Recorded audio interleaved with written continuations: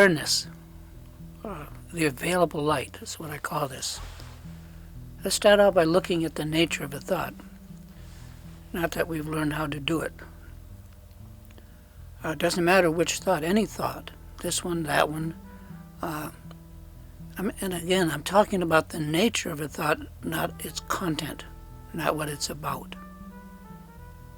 If the thought rears up to bite you with its content, gets your attention, draws you away, it distracts you, so that you find yourself dwelling on that, then you're not looking at the nature of that thought. Again, look at the nature of a thought, not the content, not what it's about. If the fox is already in the hen house and you are following the content, it may already have done its damage of creating karma by thinking on it or following that train of thought, what we call thought's content, the content of any thought. Still, if you can, look at the thought's nature and for once stop considering the content. Obviously, this is easier said than done. I'm going to talk about it anyway. Above all, try not to follow the train of that thought's content that starts to unfurl, as we usually do. If you cannot, if you don't know how to look at the nature of thoughts, it's a really good idea to learn how to do that, but it's not easy. Yet neither is anything that's difficult. And certainly Dharma has been difficult for me. The hardest thing I've ever tackled, and I've tackled my share. Anyway, just rest. Just relax. Rest in the inclusion of everything. Just include everything. Rest in the awareness of this present moment that includes everything there is, has been or will be. This awareness we have is all-inclusive, ever-expanding and extending itself. According to the Pith Dharma teachings, our total awareness includes both samsara and nirvana, equally and totally. Samsara is simply unrealized nirvana. Nirvana that we have not realized. Samsara is unrealized nirvana. The difference between samsara and nirvana is how we look at it, yet not conceptually. And this is stated explicitly in the teachings, that nothing whatsoever is known beyond these two states, samsara and nirvana. They're called connate, two sides of the same coin, identical with two sides, samsara and nirvana. The gradual deepening of our realization I find fascinating. Yet it's this expanding awareness itself that is the elephant in the room. It's like walking up to the swimming pool, diving in, and swimming from then on. If the swimming that's done in the pool, let me back that up. It is the swimming that is done in a pool.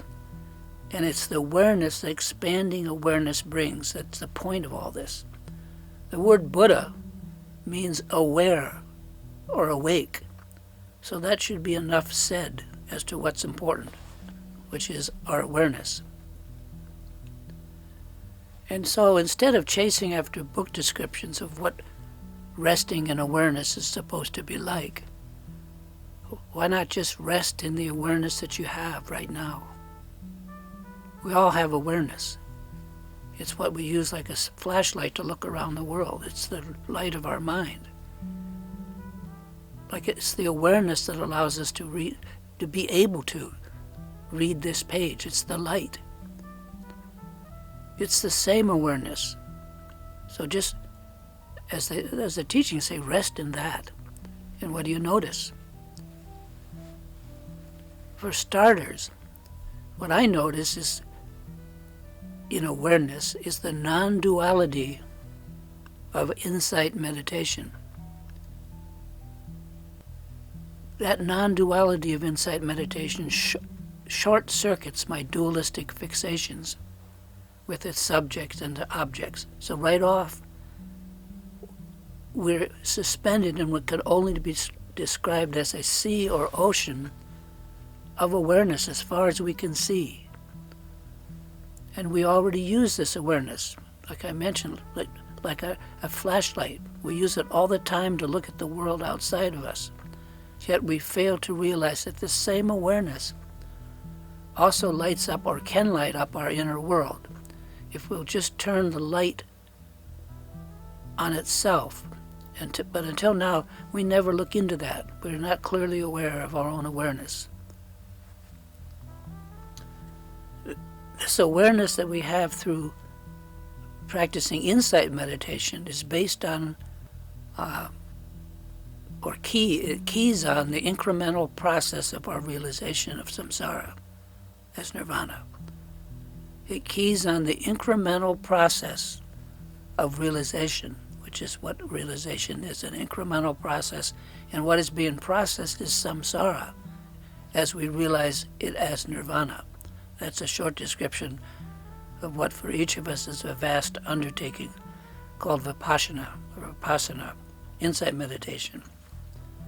However, all of that, whatever we can be aware of, in whatever detail that we can manage, is wrapped in this ever-expanding awareness, which awareness buffers the mind from the sharp size of samsara and dissolves our duality. The very process of realization is itself comforting and a relief from the clash and clatter of consonants that language exists on. Realization through insight meditation lubricates all of that. And so our return again and again to insight meditation in daily life, regardless of exactly what it is realizing, if only for the above-mentioned relief from samsara's bite and drag. Right now, my awareness is limited to insight meditation through doing photography, or writing essays like this, or doing astrology and a few other foci.